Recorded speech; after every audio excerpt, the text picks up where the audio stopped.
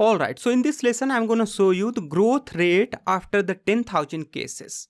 So once again, I'm going to just copy this code from here and then I'm going to paste it here. Once I paste it here, again, I'm going to change it to 10,000. Let's go ahead, just copy it. I'm going to make it 10,000. Then this is the 10,000. This is also 10,000. And after that, we have this as 10,000. This is 10,000.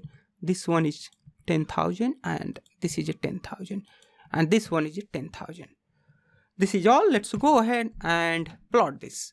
So with this, we see the growth rate after the 10,000. So how many number of days has been for these particular countries when they achieved 10,000 cases.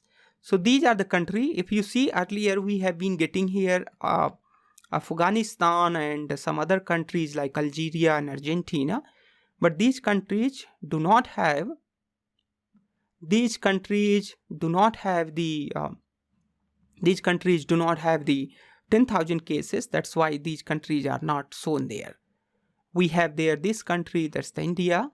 And then if you double click on the some particular country, all right, so there you see, so this is for Germany, all right,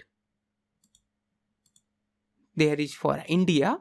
And let's say if you want to see for the United States, so there you see for a different countries, all right, there you see with the Pakistan as well, all right,